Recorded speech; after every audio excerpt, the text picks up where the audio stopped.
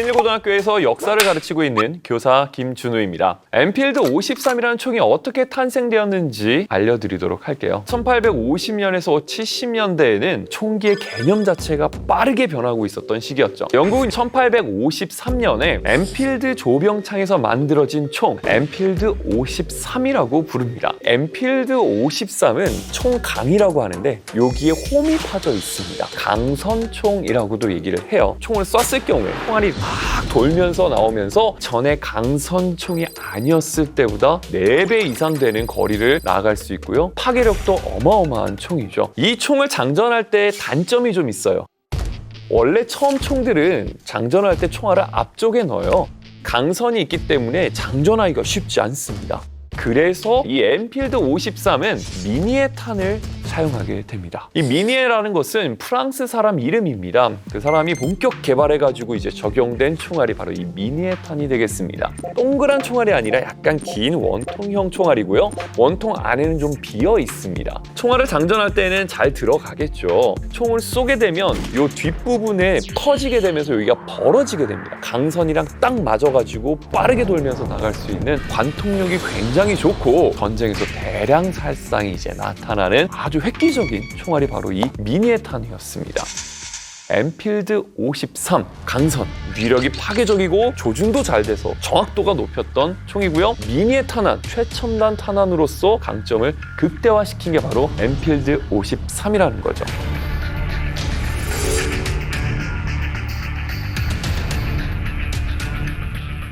이 53년에 개발된 이 엔필드 53은 영국의 주력 소총으로 채택되어 1866년까지 사용된 총이 되었습니다. 그럼 이 총이 어디에 쓰여졌는가? 먼저 유럽으로 떠나보도록 하겠습니다. 자, 유럽에서 크림반도라는 곳에 있는데요. 영국과 러시아가 중심이 돼서 싸운 크림 전쟁이 발생됐습니다.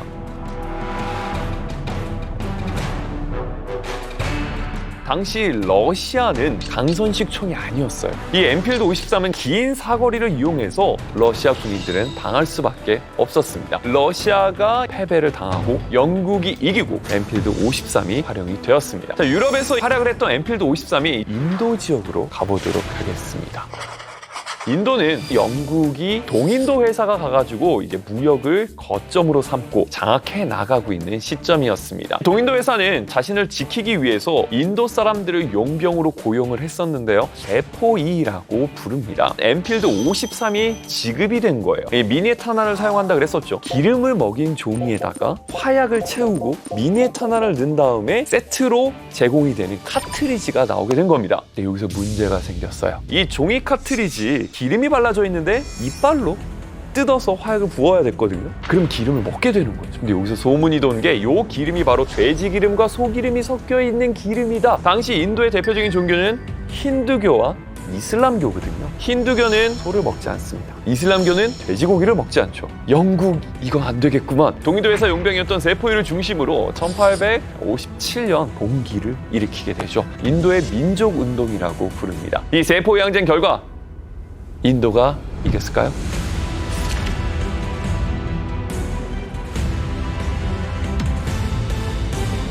아닙니다. 집니다. 결국 이걸 계기로 인도의 무굴 제국이 무너지게 되고 영국이 인도를 직접 식민 지배하는 계기가 되었었던 것이죠. 이 결정적 사건에 있었던 무기가 바로 엔필드 53이었습니다. 자, 이번에는 이 아메리카 대륙의 미국으로 한번 넘어가 보도록 하겠습니다. 미국에서는 1861년 남북전쟁이 발발되죠. 미국은 북부 지역은 삼공업이 발달했었고요. 남부 지역은 농업이 발달했었습니다. 북부 지역에 있어서는 상공업 발달로 공장에서 자체적으로 생산한 스프링필드 M1861이라고 합니다.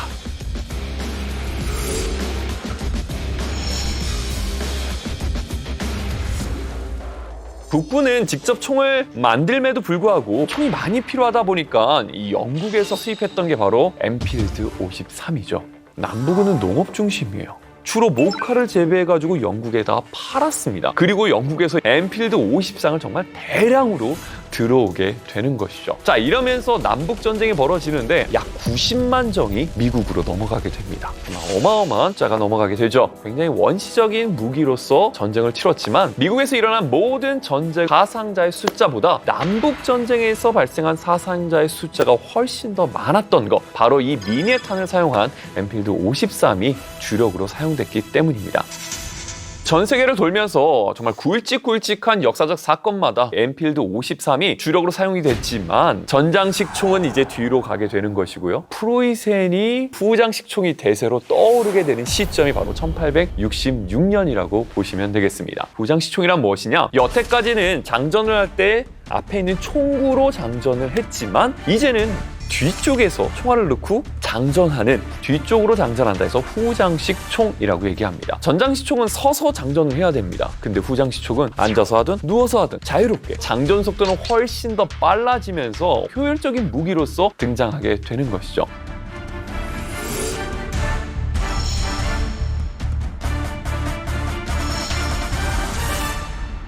영국에서도 빠르게 대응을 할 필요가 있었어요. 근데 문제는 엔필드 53을 너무 많이 생산해 놓은 것이죠. 안 되겠다 해가지고 스나이더라고 하는 사람이 아이디어를 내가지고 엔필드 53을 후장식으로 개조를 하게 됩니다. 그것을 바로 스나이더 엔필드라고 부릅니다.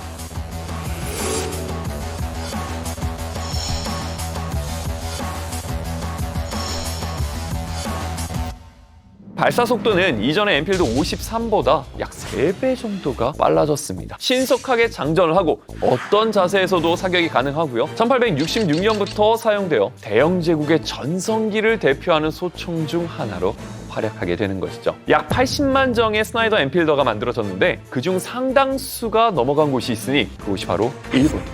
이제는 일본으로 가보도록 하겠습니다. 일본은 19세기에 에도 막부가 통치하고 있었던 시기입니다. 막부는 핵심 권력자가 쇼군입니다. 일본에서는 넨노라고 불리우는 일왕이 있긴 하지만 실권은 없습니다. 그런데 1868년에 일왕을 중심으로 정치체제를 바꾸자, 쇼군 내려와, 이렇게 된 게 바로 메이지 유신이라고 보시면 되겠습니다. 새롭게 일왕 중심으로 가자라는 세력과 예전에 있었던 쇼군 중심으로 가자라고 하는 세력이 전쟁을 붙게 되는 게 보신 전쟁이라고 보시면 되겠습니다. 이 새롭게 근대화를 추구하는 과정 속에서 일본은 엔필드 53과 스나이더 엔필더를 수입하게 됩니다. 유신 지사들 쪽에 있어서는 스나이더 엔필드가 좀 중심이 됐고요. 그다음에 옛 막부 쪽 세력들에 있어서는 엔필드 53 쪽이 주력이 되었습니다. 비슷한 형제 무기긴 하지만 전장식 소총과 후장식은 차이가 많이 납니다. 결국 보신 전쟁에서 옛 막부군이 패배하는데 무기가 결정적 역할을 하게 된 것이죠. 시간이 좀 지나 1877년으로 가보겠습니다. 아직까지도 불안합니다. 신정부의 반발을 갖고 있는 사람들도 좀 많았었고요. 그 중에 가장 대표적인 사람이 바로 사이고 다카모리였습니다. 그래서 이 사이고 다카모리를 중심으로 해가지고 불만이 있는 사람들 규합해가지고 봉기를 일으키게 되는데 그 전쟁이 바로 세이난 전쟁이라고 할 수 있습니다. 당시 신정부는 본격적으로 스나이더 엔필드를 비롯한 다양한 신식 무기들로 무장을 하고 있었습니다. 그런데 세이난 전쟁에서 봉기를 일으켰던 세력, 무기를 구하기가 쉽지가 않습니다. 그나마 구했던 무기들도 옛날 무기였던 엔필드 53이 거의 대다수였던 것이죠. 그러다 보니 이런 무기 열세 차이를 결국 극복하지 못하고 봉기는 진압당하게 됩니다. 일본에서 이렇게 활약했던 엔필드 53과 스나이더 엔필드, 이제는 어디로 갈까요? 바로 조선으로 가보도록 하겠습니다. 우리나라에서도 신식총이 들어왔으니 1875년 일본은 우리나라를 개항시키기 위해서 발빠르게 움직입니다. 배가 강화도에 허락도 없이 옵니다. 운요 사건을 일으키죠. 허락 없이 와서 함포를 쏴대고 영종도에 상륙해가지고 조선 수군과 교전을 벌이게 되죠. 이때 일본이 사용했던 총이 바로 스나이더 엔필드가 되겠습니다. 그리고 이 운요 사건을 계기로 우리나라는 최초의 근대적 조약이자 불평등 조약인 강화도 조약, 조일소 조규가 체결이 되었죠. 그로부터 몇 년 뒤 1880년부터 우리나라는 본격적으로 근대화 정책을 추진하기 시작을 합니다. 81년에 신식 군대인 별기군을 창설하게 됩니다. 신식 군대라서 대우도 굉장히 좋았어요. 새 군복, 급료도 빵빵하게 지급이 되고요. 무기도 신식 총으로 지급이 됩니다.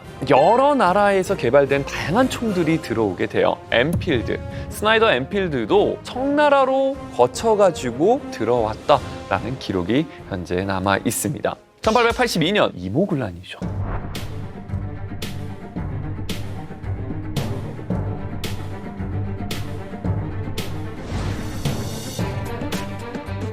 이 이모군란 당시 신식 군대 그렇게 좋은 무기로 무장을 했었는데 왜 대응을 못하지? 근데 당시 별기군의 훈련을 살펴보면 실전에 사용하기보다는 의장식으로 무슨 행사가 있을 때 총 쏘고 오 멋있네.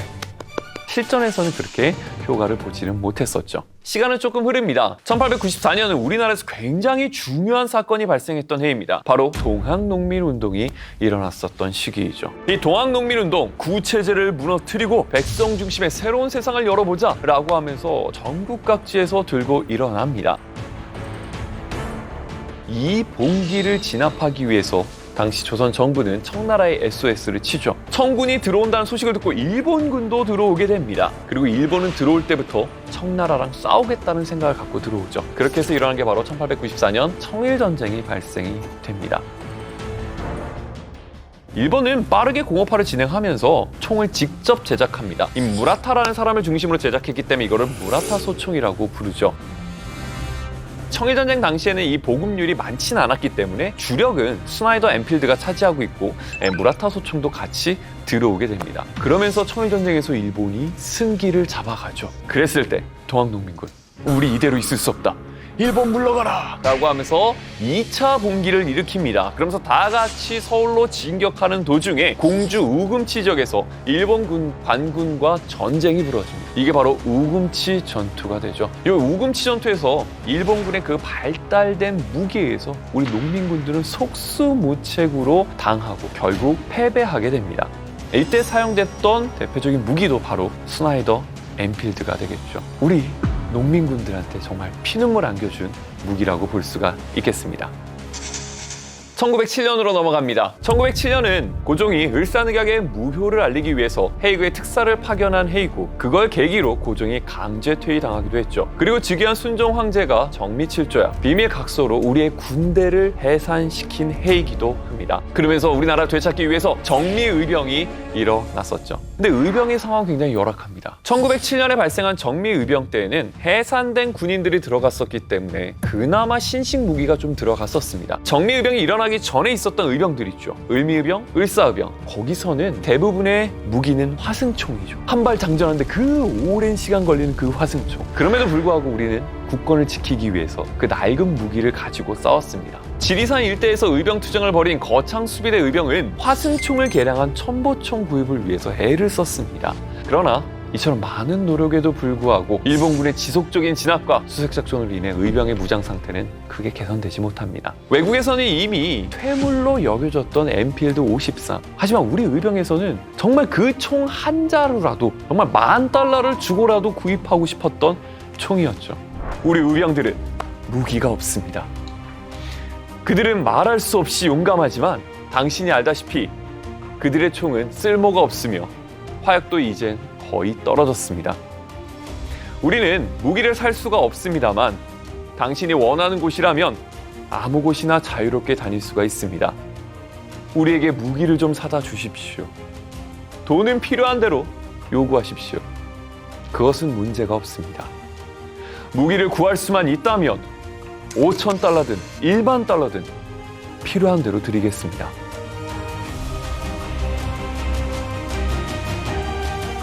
무기로는 일본과 큰 전력 차이를 보일 수밖에 없기 때문에 의병이 속수무책으로 당할 수밖에 없었지만 놀라운 것은 최신식 무기로 무장한 일본군과의 전투에서 승전을 가져왔었다라는 것입니다. 시간이 지나면서 무기의 발달은 전쟁에서 굉장히 큰 영향을 미칩니다. 우리나라 개화기 시기 때 신식 무기라고 들여왔지만 다른 나라에서 엔필드 53은 이미 구식 퇴물이 된 총이었습니다. 나라를 지키고 싶은 마음, 그래서 어떻게더라도 총 한 자루라도 얻어서 일본을 물리치고 독립국가를 세우고 싶었던 그 의병의 마음. 그 끝을 지켜준 총 엔필드 53이었습니다. 야, 레전드 아니십니까 그러면? 아니 왜? 야. 네, 너무너무 반갑습니다.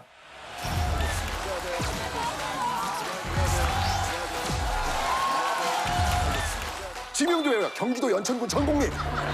안동님 만세!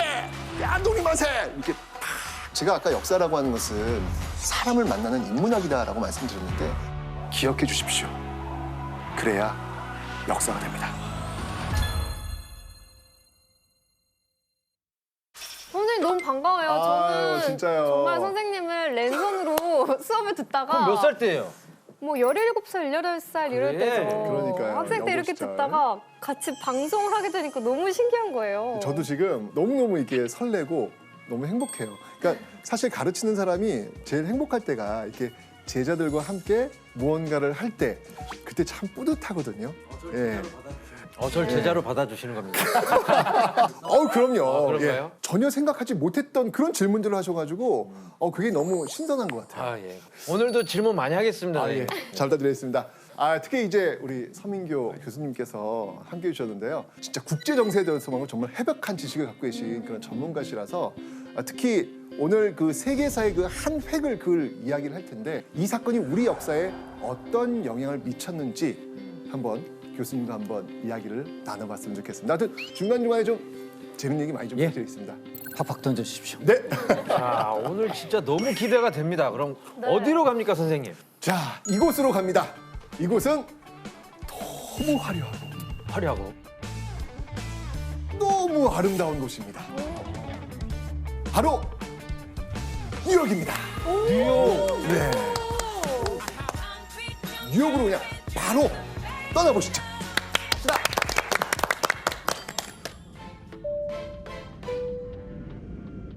승객 여러분 안녕하십니까? 히스토리 에어라인을 이용해 주셔서 대단히 감사드립니다. 오늘의 여행지는 세계 금융의 중심, 패션 트렌드의 시작, 예술과 문화가 살아 숨쉬는 뉴욕입니다. 미국까지 거리는 11,700km이며 14시간 정도 소요될 예정입니다. 현지 날씨는 최고 기온 6도씨, 최저 기온 -2도씨입니다. 목적지까지 안전하고 즐거운 여행 되시길 감사합니다. Ladies and gentlemen, welcome to History Airlines flight to the city that never sleeps. Right by its big city, New York is the capital of the world. Enjoy your trip. Thank you. 떴어요. 야.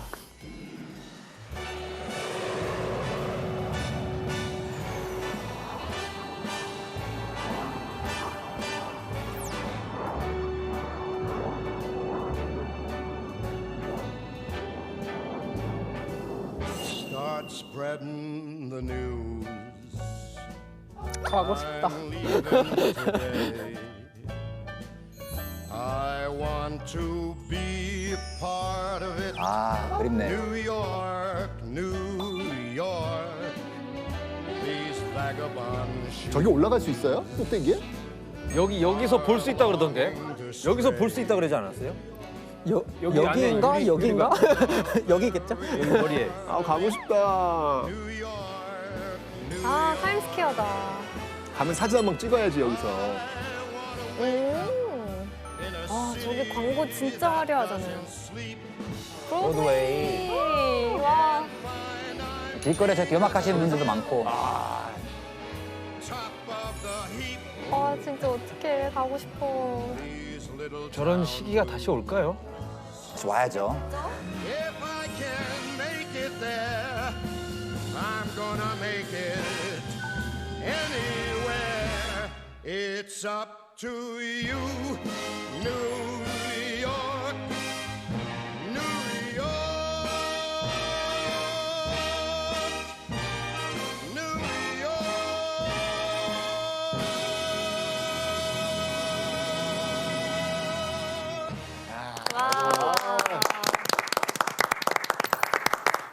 자, 볼 것도 많고 이 사연도 많은 뉴욕입니다. 자, 그런데 이 뉴욕 한복판에 24시간 꺼지지 않는 뭐 글로벌 광고판이라고 해도 과언이 아닐 텐데 여기가 어디일까요? 타임스퀘어. 그렇죠. 네. 타임스퀘어 이곳은요 19세기 말 그 마을 거래업자 뭐 마구간 마차 뭐 이런 것들이 마구마구 분배했던 곳인데 뭐 지금은 그렇지 않죠. 예, 정말 이 세계 최고의 기업 광고가 걸려 있고 낮보다 밤이 훨씬 화려한 곳입니다. 어쨌든 그 타임스퀘어 그런데 그 바로 옆엔 이 뭐 공연 예술의 상징이자 정말 이 뮤지컬의 성지라고 할 수 있는 어딘가요? 브로드웨이 예, 맞습니다. 브로드웨이 42분가. 자, 그런데 이렇게 화려하고 번쩍이는 맨하튼 브로드웨이가에서 아무도 모르는 사이에 이 지구 종말의 프로젝트가 시작되었다면 지구 믿으시겠습니까? 정말이요? 지구 종말이 시작됐다고요? 네, 브로드웨이에서요? 그렇습니다. 뉴욕시 브로드웨이 270번지 18층에서 인류 역사상 최악의 발명품 바로 핵폭탄 개발을 위해 첫 번째 본부가 브로드웨이에 세워집니다.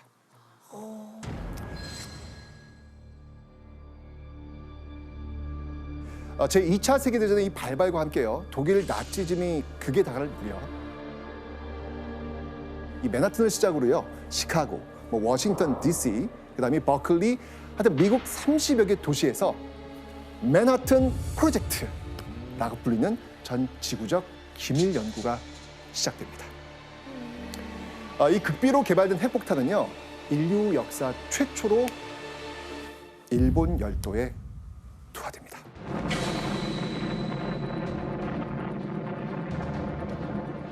죽은 사람들과 살아있는 사람의 모습이 아닌 사람들이 널브러져 있었고요.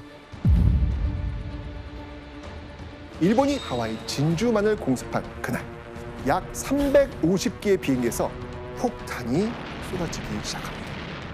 무지하고 무모하고 보통 깡으로는 되는 게 아닌데. 복수의 칼날을 갈고 온 미국. 일본의 심장 도쿄 상공을 약 1,500톤의 소위탄이 폭우가 쏟아지듯 하늘에서 떨어집니다. 일본 히로시마 상공에서 거대한 버섯 구름을 만들면서 폭발합니다. 핵폭탄의 영향이 우리나라에도 미칩니다. 이거 말이 돼요 이게? 일본 제국 패망과 민족 분단의 비밀, 그 진실을 벌거벗겨 보겠습니다.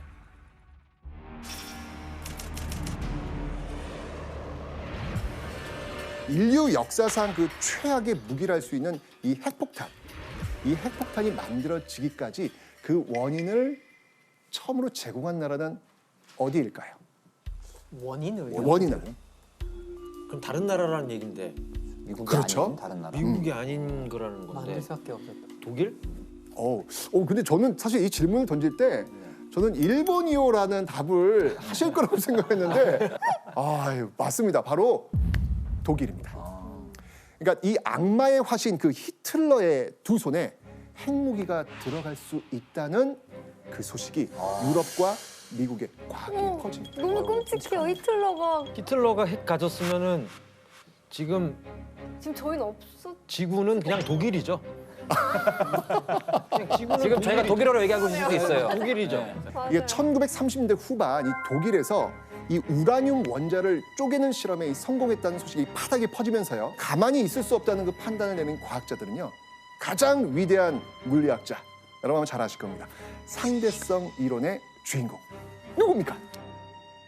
상대성 이론이요? 네. 소크라테스요. 저는 소크라테스밖에. 그분은 항상 상대성이던데요. 무슨 말만 하면 이 얘기하고 저 얘기하고. 당시 미국 대통령이 누구였냐면요. 바로 루즈벨트였습니다. 자, 그래서 가만히 있을 수 없다는 그 판단을 내린 과학자들은요. 자, 바로 이 아인슈타인을 찾아가서 이 루즈벨트에게 좀 편지를 좀 써달라고 설득을 합니다. 어떤 내용이 담겨 있을까요? This new phenomenon would also lead to the construction of bombs, and it is conceivable, though much less certain, that extremely powerful bombs of a new type may thus be constructed.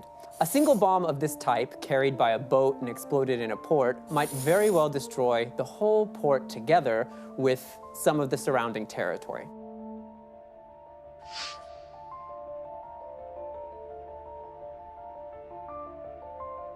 결국 루즈벨트는요 고민 끝에 노벨상 수상자들 포함한 수많은 과학자들 다 끌어모은 거예요. 다 끌어모아가지고 이 핵폭탄을 개발하도록 합니다. 이 중 물리학자 아마 들어보셨을 것 같은데 혹시 오펜하이머 들어보셨나요? 저는 테스 형밖에 잘 모르는데. 바로 이 오펜하이머가 핵폭탄 개발에 핵심적 역할을 하면서 바로 이 맨하튼 프로젝트를 이끌어갑니다. 루즈벨트 대통령은요, 이 핵폭탄 개발을 연구하는 이 맨하튼 프로젝트를 추진하는데 이 프로젝트의 핵심이 뭘까요? 보안. 보안. 네. 좋아요. 보안도 있고요. 빨리. 히틀러보다 먼저.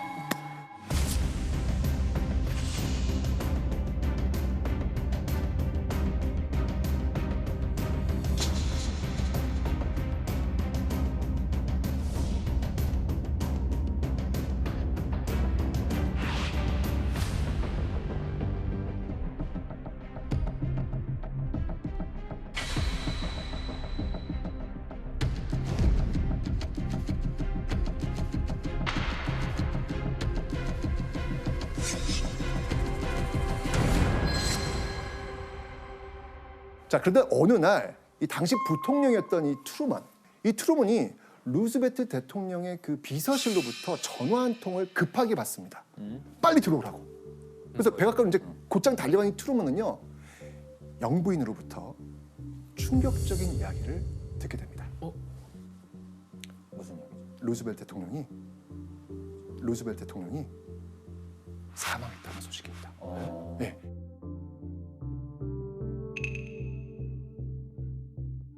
바로 이 뇌출혈로 사망을 했던 거예요. 깜짝 놀랐겠죠. 자, 어쨌거나 이 몇 시간 뒤 이 곧바로 트루먼은요, 루즈벨트의 그 후임자가 되어서 대통령직을 물려받고 취임식을 치르게 됩니다. 자, 여기서 제가 이제 문제를 한번 내보도록 하겠습니다. 자, 문제 한번 보겠습니다. 자, 대통령 취임식을 치른 후 트루먼은요, 맨하튼 프로젝트의 담당자로부터 보고를 듣고 또 한 번 깜짝 놀랍니다. 그 이유는 무엇일까요? 깜짝 놀란 거. 네, 정답. 루즈벨트가 돌아가셔서.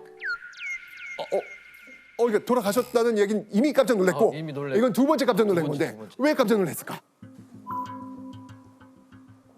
정답. 정답. 정답. 정답. 트루먼도 모르고 있었던 트루먼도 모르고 있었다. 그 정도의 극비로 진행됐다.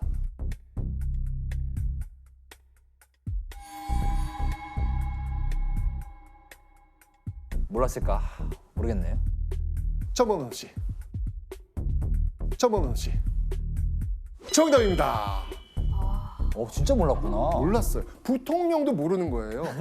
제 딴에는 굉장히 어려운 문제라고 지금 자꾸 내왔는데 너무 쉽게 무너진다는 그런 생각이 드네요. 정답은 맞습니다. 트루먼도 몰랐습니다. 이 맨하탄 프로젝트는요, 정말 이 최소한의 핵심 인물만 알았던 정말 극비 연구였습니다. 그래서 트루먼 대통령이 대통령 취임식을 딱 치르고 난 뒤 전쟁부 장관, 지금으로 보면 국방부 장관이 되겠죠. 우리 둘만 좀 앉아서 이야기를 좀 나눌 게 있습니다. 라는 신청을 하게 됩니다. 거기서 뭐라고 얘기를 하냐면 믿을 수 없을 정도의 파괴력을 지닌 새로운 폭발물이 지금 개발되고 있다는 이야기를 듣게 됩니다. 그리고 이 새로운 폭발물이 실험에 성공하면 미국은 4개월 안에 세상에서 가장 어마무시한 폭탄을 가지게 될 거라는 이야기를 듣게 됩니다. 정말 부통령도 모를 정도면 지구상에서 가장 비밀스러운 프로젝트가 아니었을까 싶네요. 그러니까 이 프로젝트가 이제 무엇을 연구하는지 들통나지 않도록 애매하고 말하기 쉬운 제목을 좀 갖다 붙일 필요가 있을 거 아니에요. 그래서 갖다 붙인 이름이 맨하탄 프로젝트예요. 그 개발하는 그거 재개발 사업 같은. 재개발 사업. 그러네. 그러니까요. 그렇죠. 그런 식으로 이제 생각을 하게 한 거예요. 그러니까 이 본부를요, 도심 속에 있는 이 맨하탄에서 이 시골 마을인 오크리지로 옮겨서 비밀리에 연구를 또 이어갑니다. 이뿐만 아니고요. 미국 전역의 약 30개 단지에서 본격적으로 연구를 진행했는데 참여자들은요, 가명을 사용합니다. 그래서 서로의 이름을 알지 못해요. 찝찝하게 일했겠네요. 그렇죠. 그만큼 중요한 일이다. 전쟁을 수행하고 있는데 당신이 하는 일은 그만큼 우리 전쟁 수행에 있어서 굉장히 중요한 일이다. 국가를 전쟁 위해서. 중이니까. 심지어는 여러분들 자기가 무슨 일을 하는지도 몰라요. 그러니까 뭔가 일은 하고 있어. 근데 이 일이 무슨 일인지 모르는 거예요. 이 정도 아주 극도의 보안 속에서 이루어졌고요. 게다가 청소부, 거기서 청소하시는 분들이 계실 거 아니에요. 이 청소부원까지도 연구단지에 딱 들어가면 전쟁이 끝나고 나서 6개월 뒤에 나올 수 있다라는 서명까지 받습니다. 얼마나 이 보안이 확실했는지 감이 오시죠? 여기서 끝이 아닙니다. 이 폭탄, 핵이라는 말. 근데 나도 모르게 핵은 터졌어? 뭐 이렇게 얘기할 수도 있잖아요. 근데 지금 서로 하는 일을 몰라야 되는 어떤 그런 상황이란 말이에요. 그래가지고 폭탄, 핵 대신 The Gadget 이런 코드명을 붙여서 부릅니다. 자, 근데 교수님 왜 핵무기는 독일이 아니라 미국이 먼저 만들었을지 궁금할 것 같아요. 처음에 1차 세계대전 때는 진영이 양대 전선이었어요. 동부전선, 서부전선 해가지고 러시아랑도 싸우고 막 프랑스, 영국하고도 싸우고 하니까 힘들었어. 그래서 2차 세계대전 때는 이걸 방법을 히틀러가 좀 바꿔가지고 일단 소련하고는 독소 불가침 조약을 맺고 서유럽 쪽으로 이렇게 전쟁을 시작하다가 영국을 제압을 제대로 못하다 보니까 이번에 전격적으로 소련을 쳐들어갔잖아요. 그렇죠. 그러니까 또 양대 전선이 돼버렸죠. 근데 이 와중에 사실 우라늄은 지금의 체코슬로바키아 지역이 가장 산지가 많았기 때문에 독일이 이제 그거를 선점할 수도 있었어요. 나치 히틀러가 우라늄을 가지고 제조를 할 수도 있었는데 이쪽하고도 싸우고 저쪽하고 싸워야 되는데 정신이 없었어. 공장에서 뭐부터 만들어야 돼요? 비행기 만들고 탱크 만들고 잠수함 만들고 배 만들고 총알 만들고 대포 만드는 게 바쁘지. 핵 개발이라고 하는 건 어마어마한 인력과 물자와 돈이 들어가요. 총 연 인원으로 13만 명의 인원이 동원이 됐고 당시 명. 돈으로 20억 달러. 지금 돈으로 화폐로 계산하면 아마 한 300조 한국 돈으로. 300조 정도 예산이 투입이 되는 건데 그 정도의 물량, 인적 인원 투자를 할 수 있는 나라는 당시 전 세계에 미국밖에 없었다. 그리고 또 이제 사실은 그러니까 보안을 유지해야 돼요. 비밀 유지. 근데 미국은 워낙 넓잖아요. 미국에서는 이 보안을 기밀을 유지하면서 새로운 신형 무기를 개발할 수 있는 최적의 조건을 가지고 있었다. 이렇게 봐야 되겠죠.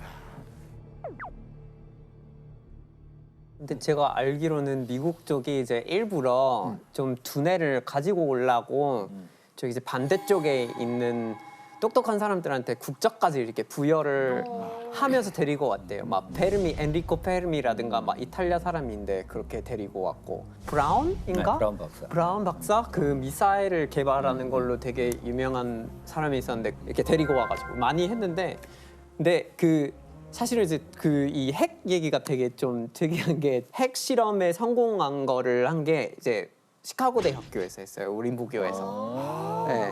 그래서 학교 캠퍼스 가보면 원래 운동장이 있었어요. 학교에 막 미식 축구 하고 했던. 근데 거기서 핵 실험을 한 거예요. 운동장에서요?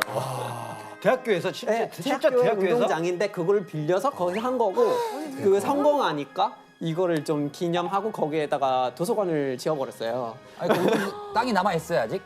거기서 실험을 그거를 했는데. 했던 땅이 남아있지는 않은데 그 위에 도서관이 있고 그 실험을 했던 자리에 조각이 막 그런 기념비가 있어요. 그거를 가지고 약간 학교의 문화가 그래서 공부만 한다는 걸로 좀 미국 대학사에서 시카고 대학이 정말 공부를 잘한다. 그런 이미지가 좀 있어요. 네, 그런 거 관련돼서. 타일런 학교에서도 이렇게 핵 실험을 할 정도인데 어쨌거나 이 나치 독일은요 핵폭탄을 개발하기 전에 패망한 겁니다. 네. 그 사이에 이제 미국은 이제 최초의 첫 번째 핵폭탄 바로 더 가제트 개발을 끝냈고요. 그 위력을 확인하기 위한 트리니티 테스트. 트리니티 테스트. 요게 이제 코드명이에요. 이것도 역시 마찬가지로 계속 이제 입에 올릴 수 없으니까 이 트리니티 테스트, 핵무기 테스트를 하는데 이 동이 트지 않은 그 컴컴한 새벽, 미국 뉴멕시코주 사막에서 이루어집니다. 그러니까 일반 사람들이 쉽게 접근할 수 있는 목장, 도시, 거주지를 제외한 겁니다. 그리고 정확히 보기 위해서 평평한 지형이 필요했던 거예요. 뻥 뚫려 있으니까. 그렇죠. 시야가 확보되는 넓은 장소가 필요했던 겁니다. 이 조건을 만족한 곳이 바로 뉴멕시코주 사막이었던 것입니다.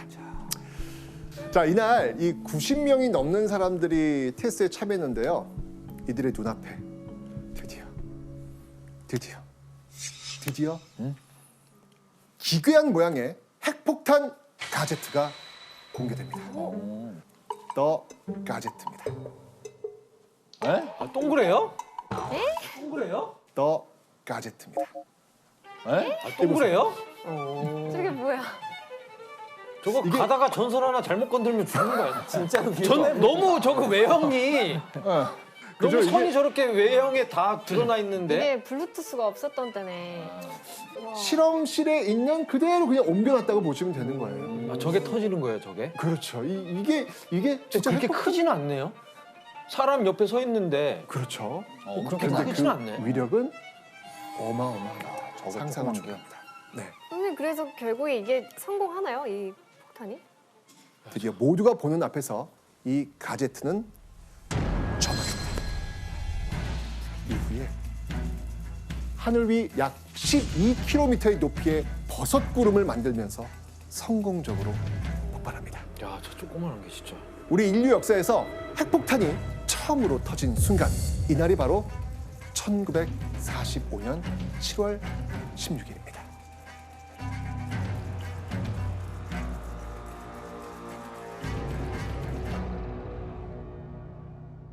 A hand-built device will melt desert sand and turn night into day, rendering every previous weapon of war obsolete in a few millionths of a second.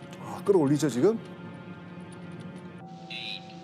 At 5:31 a.m., a mechanical timer in the command bunker clicked at the end of its track.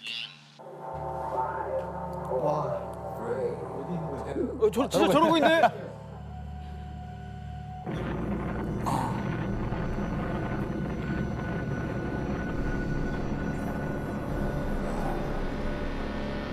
아, 거의 우와.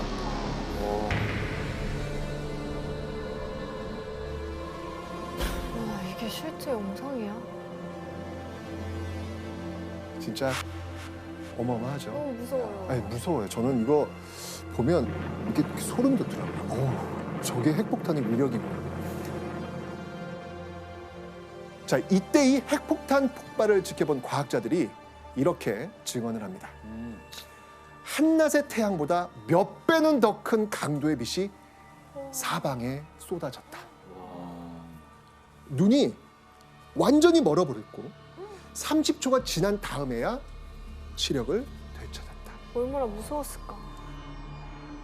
뭐 사실 이제 과학자들이 핵폭탄 이 폭발의 위력을 아주 예상하지 못했던 것은 아닙니다. 그래서 이 트리니티 테스트에 참가한 이 과학자들은요, 핵폭탄이 폭발할 때 이 발생하는 강렬한 빛 그리고 그 뜨거운 열, 이걸 보호하기 위해서 이 대비책을 마련합니다. 여기서 제가 문제를 한번 또 드리도록 하겠습니다. 요거는 못 맞추실 거라고 저는 확신합니다. 요거는 자, 문제 나갑니다. 트리니티 테스트를 참관한 뉴욕타임스 기자는요, 과학자들의 이 대비책을 보고 괴기스러운 장면인데 라고 표현합니다. 과연 어떤 모습이었길래 괴기스럽다라고 표현했을까요? 대비책. 너무 쉬운 거 아닙니까? 오호! 뭐죠? 쉽다고요? 아니, 어떻게 선생님이 해요? 말씀하실 때 네. 그 열을 어느 정도 예상을 했다면서요. 주변이 사막 아닙니까? 여기서 이제 머드팩이 나오는 거예요. 온몸에 물을 적신 그 사막 모래를 여기 바르는 거지. 그냥 진흙 몸에다가. 모래인데 머드가 될까? 모래는 안 돼요? 물로 이렇게 적시면 안 되나요? 땅 파고 있는 거 아니에요? 아, 땅을 팠다. 틀렸습니다. 네. 뭐하지? 뭐하지? 혜성. 그 엄청난 빛이 나온다 하셨잖아요. 네. 그러면 양산? 아, 양산. 오답입니다.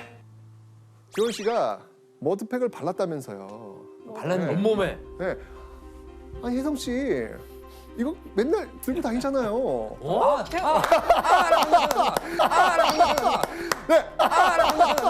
네.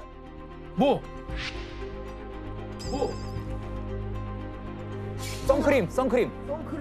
선크림을 온몸에 바른 거예요. 아니 선크림을 왜 발라요? 핵폭탄 실험을 하는데. 선크림이 있었어요 그때? 머드팩 대신 선크림. 정답! 정답! 아니 선크림이 그때 있었어요? 그럼요. 아니, 잠깐만요. 미국은 전쟁은 아니 아니었으니까. 핵실험을 진짜 하는데 개겠겠다. 선크림을 발랐다고요? 네. 이게 말이 돼요 이게? 그죠? 다 막. 그러니까 이날 그 비밀 엄수를 약속받고 이 실험을 참관한 뉴욕타임스 기자 윌리엄 로렌스가요. 이 모습을 보고 충격을 받아요. 야, 이거 괴기스럽다. 아니, 칠흑같이 어두운 밤에 정말 내노라는 과학자들이 한 무리가 모여가지고 진지하게 선크림을 얼굴과 손에 문지르고 있는 거예요. 기자가 봤을 땐 뭐야, 저 사람들 왜 아니 밤에 선크림을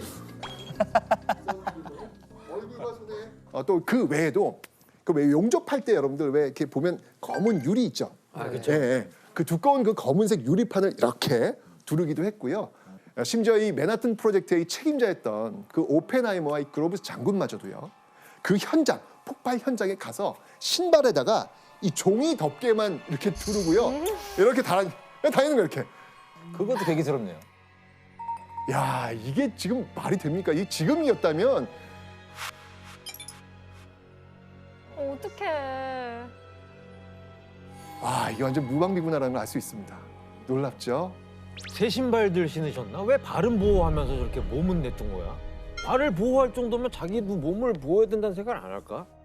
나름대로 뭔가 이렇게 나오면 그게 안 좋은 거야 정도는 알 것 같은데 그래? 그러면 이거라도 한번 해야 되나? 뭐 이 정도였던 것 같아요.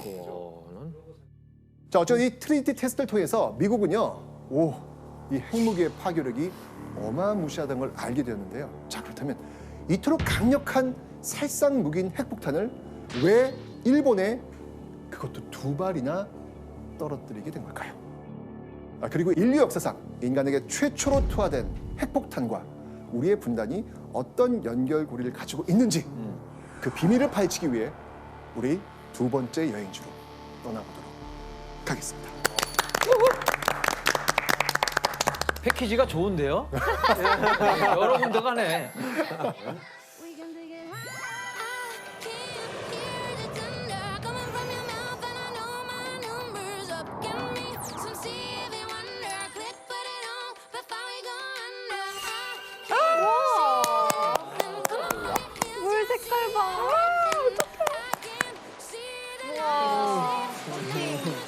서핑의 천국이죠.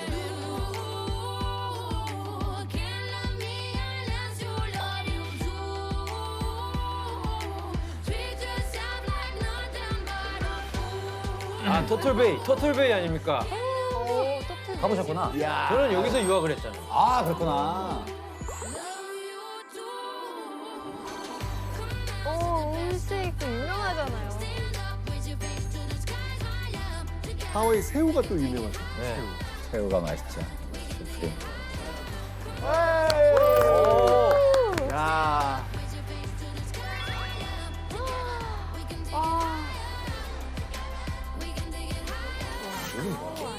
하와이는 뭐? 장관이네요.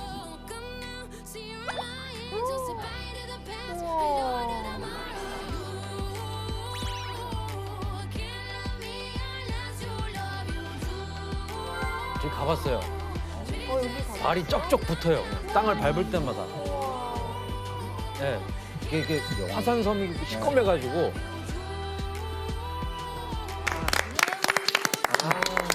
하와이네요. 네, 우리가 이번에 두 번째로 떠나볼 여행지가 하와이인데 제가 이제 하와이에서 한 4년 가까이 있었죠. 전체적인 느낌이 어때요? 지루해요. 한 번도 못 가봐서. 뭐야, 왜 깨요 우리를? 우리 지금 설레고 지금 왔는데 지금. 그러니까 뭐 일주일 놀러 가시는 데는 천국이죠. 왜냐면 하와이가 제주도의 3분의 1인가밖에 안 돼요. 그래요? 네, 작구나. 그만큼 작아서 만약에 혜성 씨랑 저랑 오늘 되게 심하게 싸웠어요. 너 다시는 한 번 쳐다보지 말자 우리. 이러고 한 30분 있다가 만나요. 가는 데가 정해졌습니다. 작구나. 아니 밥은 먹고 살아야 되잖아요. 근데 소문도 금방 빨리 나고요. 그렇구나. 혜선 씨가 누구랑 사귀었는데 다 알아요. 무서운데요? 무서운 동네입니다. 근데 너무 낭만하고 예쁘고 뭐 아름다운 섬이랑 핵폭탄이랑 무슨 상관인데 여기 왔어요? 그러니까 오늘 제가 그 얘기를 좀 해드리려고 하는데 바로 이곳 하와이에서 일본을 핵폭탄이라는 그 혼돈의 소용돌이에 빠지게 한 그 비밀이 숨겨져 있습니다.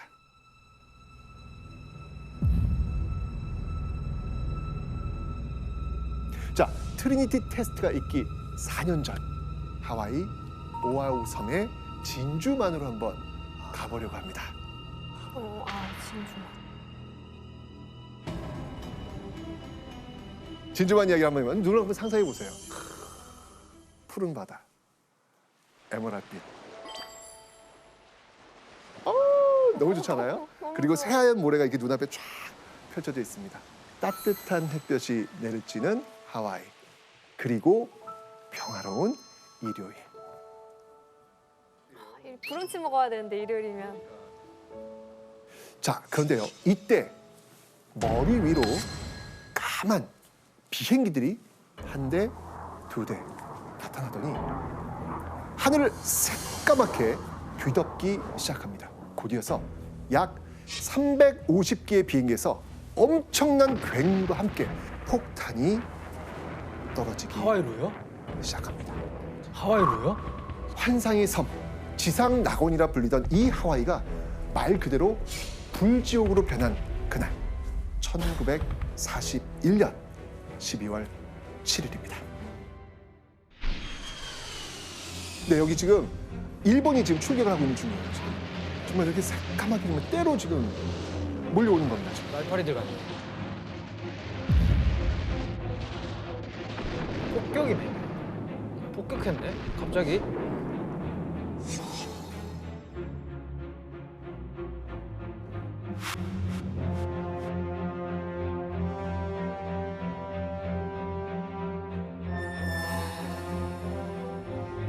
그 잘 나가던 미국이 이렇게 폭격을 받아서 쑥대밭이 될 거라고 누가 생각을 했겠습니까? 악몽 같은 2시간 동안 무려 2,000명이 넘는 사망자, 그리고 300대 이상의 비행기하고 약 20척의 배가 파괴됩니다. 정말 순식간에. 그런데요, 이 당시 미 육군은요, 이 새로운 장비였던 그 이동식 레이더를 활용하기 위해서 진주만 공습이 있던 날 아침 두 훈련병에게 이 레이더를 다뤄보라는 명령을 내렸습니다. 그런데 갑자기 그 레이더에 까만 점들이 등장하기 시작합니다. 이게 뭐야? 한두 대가 아닌 거예요. 너무 많은 거야. 당황했죠. 빨리 보고를 합니다. 저기요, 레이더에 지금 비행기가 잡힙니다. 근데 이게 지금 한두 대가 아니라 수백 대 같아요. 너무 많아요. 라는 보고를 올립니다. 이 보고를 받은 미군 당국은 그거 뭐 본토에서 비행기들이 그냥 오기로 했던 것 같아. 자기 비행인 줄 알았다고요? 설마. 그러니까 이제 이유가 있어요. 왜냐면 하와이는요, 이 태평양 한가운데 있기 때문에 어디서 출발하더라도 하와이가 너무 멀어요. 너무 멀다는 얘기는 뭐냐면 도중에 발각될 수 있다는 이야기예요. 너무 머니까. 게다가 바다에서 물자를 보급받는 것도 너무 어렵습니다. 그러면 그게 일본 입장에서도 하와이로 가면 실패할 가능성이 큰 거 아니에요? 당연하죠. 이건 말이 안. 일본도 이게 성공할 거라고 믿질 않아. 진짜 성공하면 확률 50%, 50%. 교수님, 그 일본이 이렇게 질 수도 있다는 걸 알면서도 이 공격한 이유가 또 있죠? 종합 국력이 일본을 1로 잡았을 때 미국은 12예요. 12배. 12배. 높은 거예요. 군사력 관련되는 걸 가지고 보면 일본을 1로 잡았을 때 제가 볼 때는 미국은 30이에요.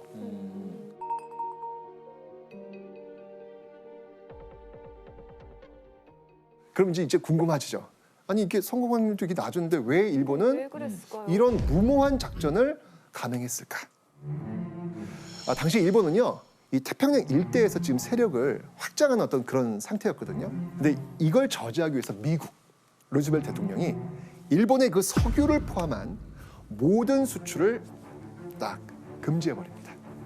자, 이 수출 금지를 해제하는 조건, 이제까지 일본이 획득했던 모든 영토를 내려놓는 것, 포기하는 거였죠. 일본이 그럴까요? 어떻게 지들이 뺏은 건데 그걸 놓겠어요? 당연하겠죠. 그런데 이건 심각한 거예요. 왜냐하면 지금 비행기, 배 움직이려면 뭐가 필요해요? 석유가 필요할 거 아니에요. 연료가 필요할 거 아니에요. 지금 이 석유의 거의 80%를 미국에서 지금 수입하고 있는 상황이었거든요. 그런데 지금 그 미국이 끊어버립니다. 야, 이러면 그냥 어떻게 보면 그냥 올 스톱이 된다는 가정도 세워질 수 있는 겁니다. 그죠? 결국은 동남아 지역으로 그쪽에 있는 유전, 여기에다가 눈길을 돌리게 됩니다. 근데 태평양에 지금 누가 버티고 있어요? 미국이 버티고 있잖아요. 미국이 딱 버티고 있으니까 동남아 지역의 유전을 확보하기 위해서는 분명히 미국에 대한 선제 타격이 필요하겠다. 그것이 어디였을까? 그것이 바로 일요일 진주만. 여기를 공격해서 미국의 기세를 꺾어 버리겠다라는 작전을 세운 겁니다. 진짜 무모하다. 되게 비효율적인 작전인데? 그렇죠.